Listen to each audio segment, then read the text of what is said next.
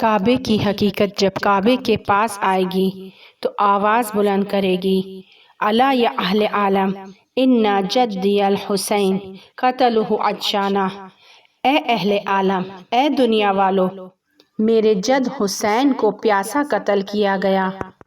وہ آنے والا خود کی پہچان امام حسین سے کروائے گا، اس کی پیاس سے کروائے گا۔ آج سب سے زیادہ جو شخصیت زندہ ہے وہ پیغمبر صلی اللہ علیہ وآلہ وسلم کی شخصیت ہے۔ ان کی شخصیت اثر رکھتی ہے، لہٰذا آج تک کسی مرنے والے کے خلاف سازشیں نہیں کی جاتی، لیکن یہ وہ واحد شخصیت ہے کہ جن کے خلاف سازشیں آج تک چل رہی ہیں۔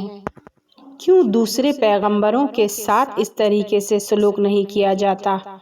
کیونکہ محمد بن عبداللہ زندہ ترین ہے، اسلام زندہ ہے، حرکت کر رہا ہے۔ کھڑی ٹرین پر کوئی پتھر نہیں مارتا، سب چلتی ہوئی ٹرین پر پتھر مارتے ہیں۔ ہمیشہ ایسا کام کریں کہ زندہ رہیں۔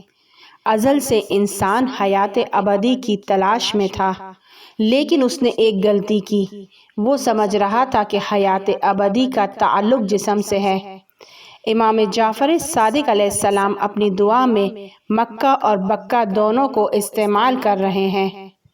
قرآنی آیت میں بکے کی جانب اشارہ ہے، یہ ایک خاص توجہ کا حامل ہے، ایک جواب ہے، ایک نشانی ہے اہل کتاب والوں کے لیے۔ یعنی وہ جانتے تھے کہ یہ درہ ہے، کھائی ہے، مکے میں ایک کھائی ہے، دو پہاڑوں کے درمیان ہے، اور آج کل مشہور ہوٹل اس پہاڑ کے اوپر ہے۔ جب سیلاب آتا تھا تو کعبہ پانی کے اندر چلا جاتا تھا۔ اسی لیے عبداللہ بن زبیر کے بارے میں ہے کہ جب سیلاب آتا تھا تو وہ تیرتے ہوئے طواف کرتا تھا۔ اور حضرت داؤد علیہ السلام کہتے ہیں کہ اس درے میں چشمہ موجود ہے کہ جو مبارک ہے، خدا کے گھر، خدا کے مسکن، خدا کے صحن، کہ جس کا نام بکہ ہے۔ اور عبارت قانونی تورات میں اس کے بارے میں بار بار تکرار ہو رہا ہے، لیکن آج کل یہ لوگ اس کو جشن کے معنی میں استعمال کرتے ہیں، یعنی اجتماع کی جگہ مذہبی جشن۔ یہودیوں میں ایک اور چیز بھی بہت زیادہ رائج تھی کہ وہ جب خود کے مسلک میں نام رکھتے تھے تو حاجی زادہ رکھتے تھے، حاج حبیب اللہ قائلی۔ لہٰذا یہ جو بکہ استعمال ہو رہا ہے ہدایت رکھتا ہے سب کے لیے اور ظہور کی جانب اشارہ کر رہا ہے۔ کعبہ امامت سے مستقیم رابطہ رکھتا ہے۔ خدا اس کے ذریعے ہمیں سبق سکھا رہا ہے تاکہ مفاہیم کو اچھے طریقے سے سمجھا سکے۔ اگر کوئی اعمال حج میں کسی میں رہ جاتا ہے، اگر کوئی ایک حصہ بھی چھوٹ جاتا ہے تو وہ حج نہیں رہتا، اس حج کا کوئی فائدہ نہیں ہوتا۔ حج کے تمام اعمال امام معصوم کے حق کو پہچانوا رہے ہیں۔ امام علی علیہ السلام کہیں بھی دنیا میں آ سکتے تھے، اس محل کو توجہ کا مرکز بنا رہا ہے، اور پہلے امام کی جس کی امامت شروع ہو رہی ہے وہیں پر دنیا میں لے کر آ رہا ہے۔ امام علی کے فرزندوں کو کعبے کے وارثین سے معرفی کروا رہا ہے۔ فرماتے ہیں کہ ہم کعبے کو ارث میں لیتے ہیں، کعبے کے صاحب ہم ہیں۔ امیر الحاج امام معصوم ہے۔ ہر کوئی جانتا ہے کہ جغرافیائی طور پر امام وہاں پر سانس لیتے ہیں۔ واجب حج میں عرفات میں جائیں، مطمئن ہے کہ اس صحرا میں حج کے ایام میں امام موجود ہیں۔ امام سجاد علیہ السلام جب خود کو یزید کے دربار میں تعارف کرواتے ہیں، خطبہ جو شروع کر رہے ہیں وہ مکے سے شروع کر رہے ہیں۔ ایسا کیا ہے کہ وہاں پر مکے کی بات ہو رہی ہے اور اس میں زیادہ تر خانہ کعبہ اور اعمال حج کا ذکر ہے؟ ایسا کیوں ہے؟ دیکھا جائے تو امام سجاد علیہ السلام کو کربلا کا ذکر کرنا چاہیے تھا، امام حسین کا ذکر کرنا چاہیے تھا، مظالم کے خلاف بولنا چاہیے تھا، لیکن وہ ایسا نہیں کر رہے۔ وہ حج کا ذکر کر رہے ہیں، وہ خانہ کعبہ کی بات کر رہے ہیں، اور کہہ رہے ہیں کہ جس حج پر تم جا رہے ہو در حقیقت وہ حج میں ہوں۔ جس گھر کے گرد تم لوگ طواف کر رہے ہو اس گھر کی سمت اہمیت رکھتی ہے، کہ اس کی سمت مجھ تک پہنچتی ہے۔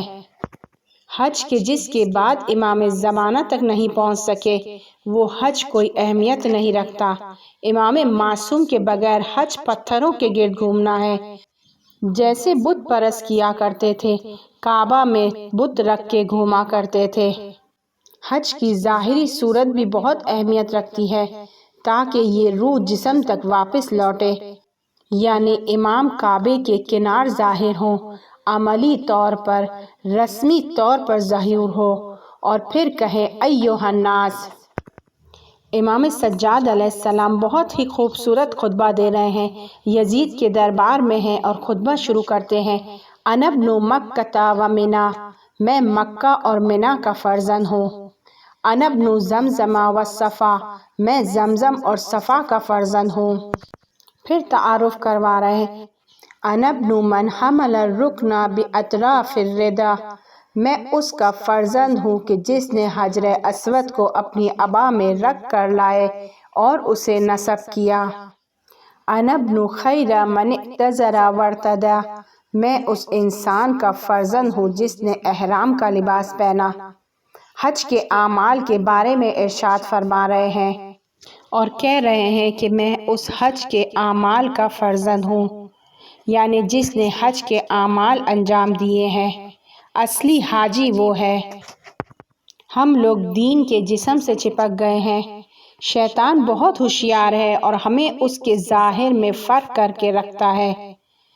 حضرت ابراہیم علیہ السلام کے بعد بھی وہ گھر تھا، لیکن بتوں کا گھر تھا۔ لوگ جانتے تھے لیکن شرک کے اعمال انجام دے رہے تھے، اور پھر آہستہ آہستہ کام وہاں تک پہنچا کہ اسلام سے پہلے لوگ برہنہ حج کو انجام دیتے تھے۔ شیطان اسی طرح توہین کرواتا ہے۔ شیطان اپنا کام کرتا ہے کہ ہماری مسجدیں ہوں نور سے خالی ہوں، ہدایت سے خالی ہوں، صرف اس بات پر خوش ہو جائے کہ نماز جماعت برگزار ہو رہی ہے۔ ہماری مسجدوں میں بچوں کی دلچسپی کے لیے کچھ بھی نہیں ہوتا، صرف نماز جماعت برقرار کی جاتی ہے، جبکہ یہ مسجد والوں کا کام ہے کہ مسجد میں ایسی کلاسز منعقد کی جائیں، ایسی ایکٹیویٹیز ہوں کہ لوگ خود مسجد کی جانب کھینچ کر آئیں۔ پیغمبر صلی اللہ علیہ وآلہ وسلم صبح سے رات تک مسجد میں ہوتے تھے، عدالت مسجد میں، فیصلے مسجد میں، ملاقاتیں مسجد میں، معاملات مسجد میں، شادی مسجدوں میں، عزا مسجد میں، سب مسجد میں ہو رہا تھا۔ قضاوت مسجد میں۔ جب ہر چیز مسجد میں ہوگی تو لوگوں کا برائی کرنے کا دل نہیں ہوگا۔ جب انسان مصلی پر ہوتا ہے تو اس کا رویہ تبدیل ہوتا ہے، اسے خدا سے شرم محسوس ہوتی ہے۔ جب آپ کا بچہ آپ کے پاس آتا ہے اور آپ مصلی پہ ہوتے ہیں تو آپ ایک الگ انداز میں اس سے بات کرتے ہیں، کیونکہ خود کو خدا کی بارگاہ میں سمجھ رہے ہیں، شرم محسوس کرتے ہیں، احترام کرتے ہیں۔ لہٰذا ہر جگہ مسجد ہونی چاہیے۔ مسجد سے ساری دنیا کے امور کی رہنمائی ہونی چاہیے۔ مسجد سے سیکھیں اور مسجد سے سکھائیں، یعنی ہر کام خدا سے رابطہ رکھتا ہو، ہر لمحہ خدا کو دیکھ رہا ہو۔ بانی مسجد اور مسجد کے اطراف رہنے والوں کی یہ ذمہ داری ہے کہ وہ مسجد کو آباد کریں۔ بے شک 4 طبقہ مسجد بنائیں، ایک پر لائبریری بنائیں، بڑے بڑے صحن بنائیں، مسجد کے ایک گوشوں میں بچوں کی تفریح کا سامان بھی ہو۔ ایسا کام کریں کہ بچے مسجد کی طرف دوڑیں، نہ کہ مسجد سے دوڑیں۔ مسجد کے ایک گوشے میں ہر وقت ایک ایسا شخص موجود ہونا چاہیے جو لوگوں کی مشکلات کو سنے، اسے مشورہ دے۔ ایک کمیٹی بنائی جائے جو مل کر اس محلے کے لوگوں کی مشکلات کو حل کرے۔ جوانوں کو بھی مسجد میں لے کر آئیں۔ انقلاب بھی مسجدوں سے شروع ہوتے تھے، مجلسوں سے شروع ہوتے تھے، عزاداری سے شروع ہوتے تھے، جنگ کے لیے مسجد سے ہی بھیجا جاتا تھا۔ اب امام سجاد علیہ السلام فرما رہے ہیں، میں بہترین حج ادا کرنے والے اور لبیک کہنے والے کا فرزند ہوں۔ اب بیان کر رہے ہیں کہ انا ابن محمد المصطفیٰ، انا ابن علی المرتضیٰ، پیغمبر نے خانہ کعبہ کو صحیح کیا۔ وہاں پر کعبے کی تشریح بیان کر رہے ہیں اور تشریح علی ابن ابی طالب پر جا رہی ہے۔ دعائے ندبہ کو دعائے ندبہ نہیں کہا جا سکتا۔ اگر آپ اس کو پڑھیں تو وہ علی نامہ ہے، پنہانی یا آشکاری طور پر ہر پہلو علی کی جانب اشارہ کر رہا ہے۔ کعبہ اور اس کے اعمال کا تعارف کرانے کے بعد اب امام سجاد علیہ السلام کہہ رہے ہیں کہ میں اس کا فرزند ہوں جس نے لوگوں کی ناکوں پر ضربیں لگائیں یہاں تک کہ انہوں نے لا الہ الا اللہ کہا۔ میں اسی کا بیٹا ہوں جس نے تمہارے حلق سے لا الہ الا اللہ کو باہر نکالا۔ وہ کون سے افراد تھے؟ وہ بنی امیہ تھے۔ اب تعارف کروا رہے ہیں، میں اس کا فرزند ہوں جو رسول خدا کے ہمراہ ڈٹا رہا، رسول کے ساتھ تھا، بالسیفین دشمنوں سے جنگ کی، وطعن برمحین جس نے 2 نیزوں سے جنگ کی، وحاجر الہجرتین 2 بار ہجرت کی، وبایع البیعتین 2 بار بیعت کی، جس نے اہل جمل والوں کے ساتھ جنگ کی، اہل صفین والوں کے ساتھ جنگ کی، اہل نہروان والوں کے ساتھ جنگ کی۔ پھر بیان کر رہے ہیں کہ میں قریش کے بہترین کا فرزند ہوں کیونکہ قریش سے ہونا ان کے درمیان فخر تھا۔ بنی امیہ نے جھوٹ بولا تھا کہ ہم قریش سے ہیں۔ لے پالک بیٹا امیہ عرب نہیں تھا، امیہ شام کے یہودیوں میں سے تھا، لیکن لے پالک کو اصلی بیٹے کی طرح ظاہر کیا گیا۔ عبد الشم کو جب اخراج کیا گیا تو دارالندوہ نے ایک کمیٹی بٹھائی۔ 10 سال نہیں تھا، ایک یہودی غلام کو لے کر آئے کہ جس کا نام امیہ تھا، لہٰذا امیہ یہودیوں کی سنت کو مکے میں جاری رکھتے تھے اور امیہ مکے اور مدینے کی یہودیوں کے 4 قبیلوں میں سے ایک ہے، اور یہودیوں کی سنت کے مطابق یہ لوگ عاشورہ کے دن روزہ رکھتے تھے۔ وَهُوَ يَوْمٌ تَبَرَّكَتْ بِهِ بَنُو امیہ، اور ان کے مذہب میں تھا کہ وہ دن جس دن خدا گناہوں کو معاف کرتا ہے وہ دن محرم کا 10واں دن ہوتا تھا۔ عقیلۃ الاقباط کون ہے؟ ہند جگر خوار، اس کا بیٹا ابن کون ہے؟ معاویہ۔ معاویہ عاشورہ سے 1 سال پہلے مر چکا تھا۔ اور یہ دعا کس کی جانب اشارہ کر رہی ہے؟ یہ دعا کہہ رہی ہے کہ پہلے سے ایسا تھا، عاشورہ کے بعد یہ دن متبرک نہیں ہوا ہے۔ عاشورہ کے دن یہ لوگ سرور اور خوشی کا دن مناتے ہیں، پوسٹر لگاتے ہیں، دیواروں پر عاشورہ کے دن پوسٹر لگائے جاتے ہیں، شادی اس دن انجام دی جاتی ہے۔ یہ وہی یہودیوں کی سنت ہے۔ یہاں پر کعبہ ایک علامت ہے یہودیوں کے فخر کو مٹی میں ملانے کا، اور مسجد اقصیٰ سے مسجد کعبہ کی طرف رخ کو پھیرنا ضروری تھا۔ پہلے سے مبارک جگہ یہ ہی تھی، ببکۃ المبارکۃ۔ ایسا نہیں ہے کہ بیت المقدس اہم نہیں ہے، بیت المقدس بھی بہت اہم ہے۔ قرآن کی آیت ہے کہ پیغمبر صلی اللہ علیہ وآلہ وسلم یہاں سے معراج پر گئے۔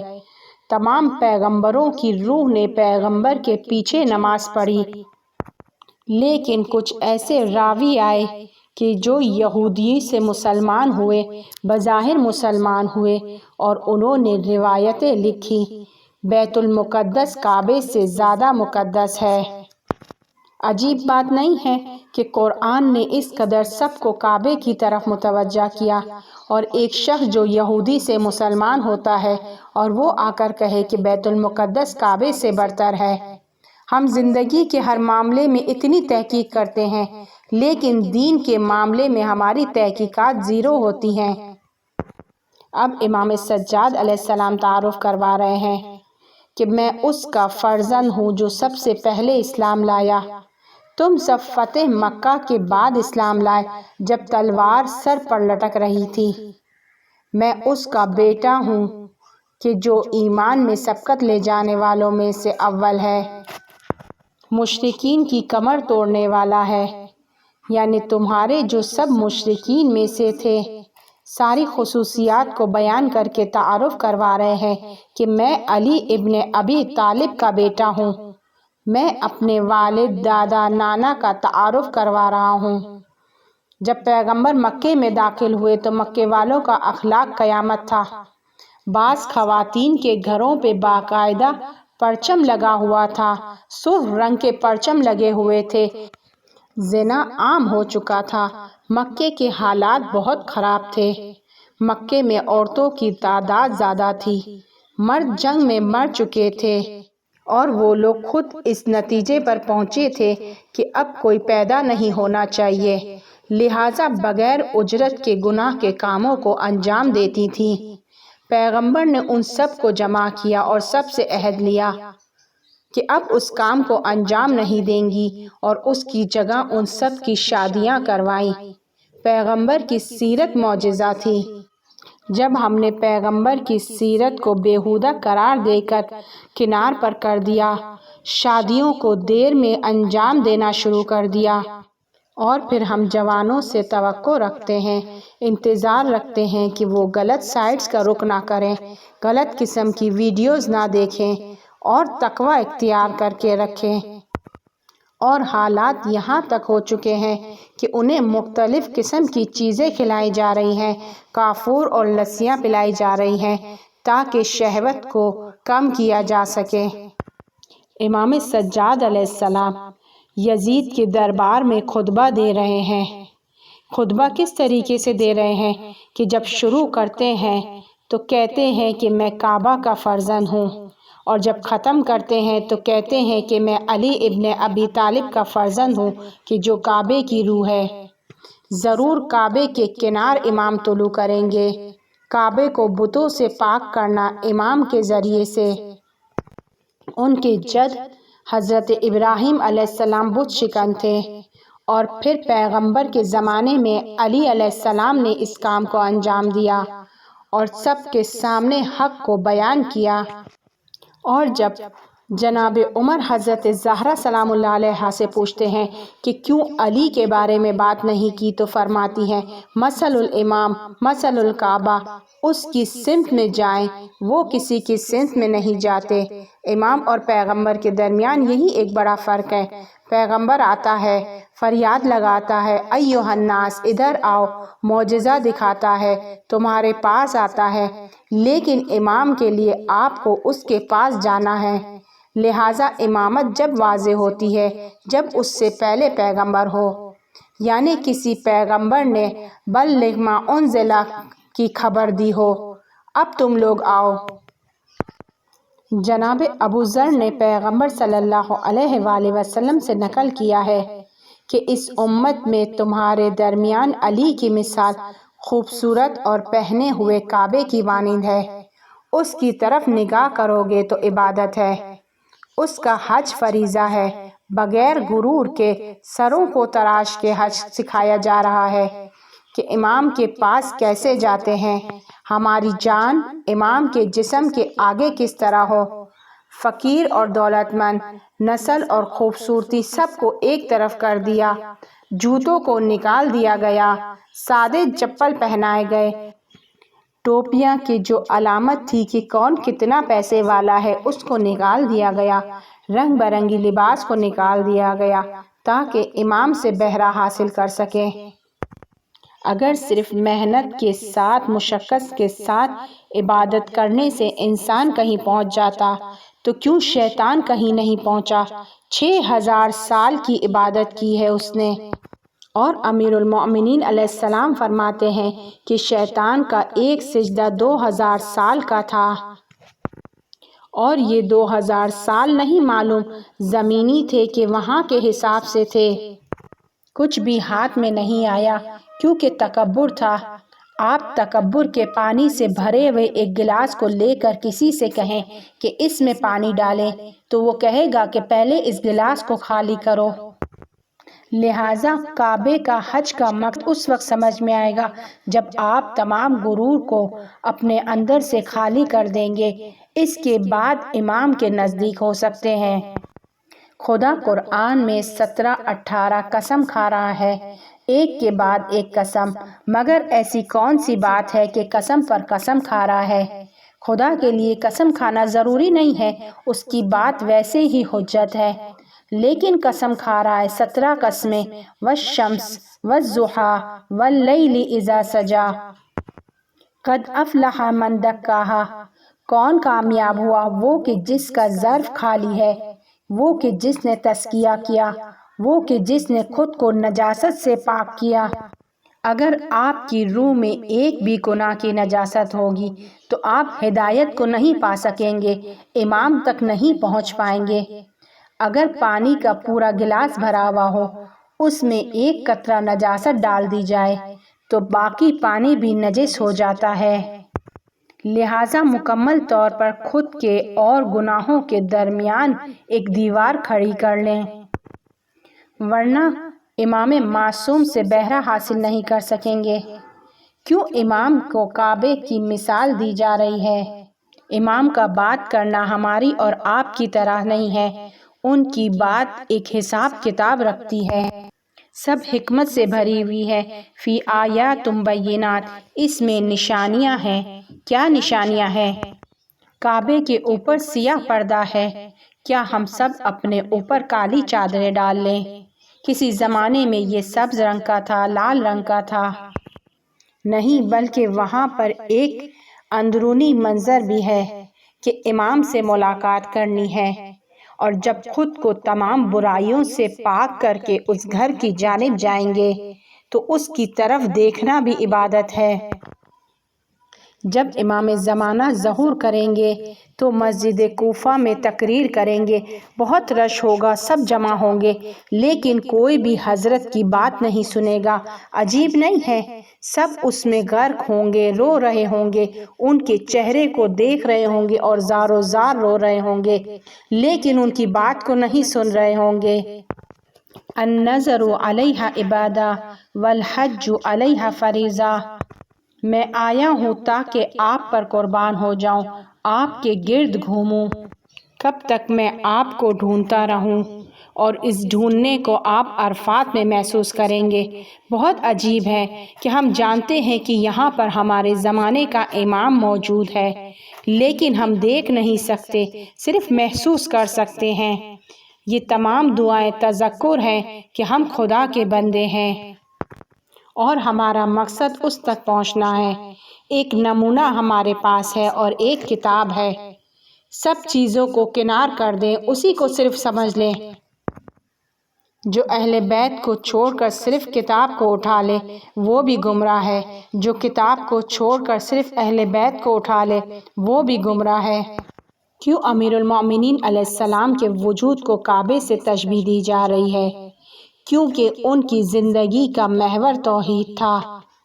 امام رضا علیہ السلام سے نیشاپور میں پوچھا گیا، کلمۃ لا الہ حسبی، کہا ولایت علی ابن ابی طالب علیہ السلام۔ خدا نے کہا کہ خدا کے خلیفہ آدم کو سجدہ کرو۔ شیطان نے کہا کہ نہیں، یہ شرک ہے۔ بہت سارے مسلمان دو چیزوں کو قبول نہیں کرتے، خلیفۃ اللہ اور خدا کی عدالت کو۔ ساری زندگی غلطی کرو، حساب آخرت میں دینا ہے۔ اگر حج میں آپ نے غلطی کی تو اسی وقت کفارہ دینا ہے۔ کعبہ محور توحید ہے تو علی بھی محور توحید ہے۔ کوئی کعبے کو قبول نہیں کرتا تو مشرک، اگر کوئی امیر المومنین علیہ السلام کو قبول نہیں کرتا تو وہ بھی مشرک۔ توحید کا واحد راستہ امام ہے۔ امام کاظم علیہ السلام اپنے والد سے اور وہ اپنے والد سے، یہاں تک کہ پیغمبر صلی اللہ علیہ وآلہ وسلم سے فرماتے ہیں کہ پیغمبر نے آخری لمحات میں امیر المومنین علیہ السلام سے فرمایا کہ صرف تمہاری مثال میری امت میں کعبے کی مانند ہے۔ شرک کالی رات میں کالے پتھر پر کالی چوٹی سے سختر ہے۔ ہماری زندگی کے بہت سارے پہلو مشرکانہ ہیں، لیکن ہم متوجہ نہیں ہوتے ہیں، نہیں سمجھ سکتے کہ یہ شرک ہے۔ شرک کی خصوصیت ہی یہی ہے۔ کافر کہتا ہے کہ میں نے قبول نہیں کیا دین کو، لیکن مشرک کہتا ہے کہ میں نے دین کو قبول کیا، میں دین کو مانتا ہوں، لیکن اس کے اندر تبدیلی کر دیتا ہے۔ کعبہ لوگوں کی جانب نہیں جاتا، لوگ اٹھ کر کعبے کی جانب آتے ہیں۔ یوم یقول الکافر یا لیتنی کنت ترابا، وہ دن جب کافر کہیں گے اے کاش کہ میں مٹی ہوتا۔ اس میں دو اہم نقطے بیان کیے جا رہے ہیں، غور کریں۔ دو طرح کے منافق ہیں۔ خدا پیغمبر سے فرما رہا ہے کہ تمہارے اطراف منافقین ہیں، یعنی پیغمبر کے اطراف مسلمان ہیں لیکن دین کو نہیں پہچانتے، تو خدا اس کو منافق کہہ رہا ہے۔ ایک وہ ہے جو خود کو مسلمان دکھاتا ہے اور نفوذ کرنے والا ہوتا ہے، جاسوس ہوتا ہے۔ قرآن اس کو بھی منافق کہہ رہا ہے کہ یہ دونوں میں فرق ہے۔ پہلے والا پر عذاب نازل ہوگا، وہ کافر سے بدتر ہے، یعنی خود کو مسلمان کہہ رہا ہے۔ اگر تنہا ہوگا تو نماز نہیں پڑھے گا، عبادات کو انجام نہیں دے گا، لیکن لوگوں کے سامنے یہ سارے کام کرے گا۔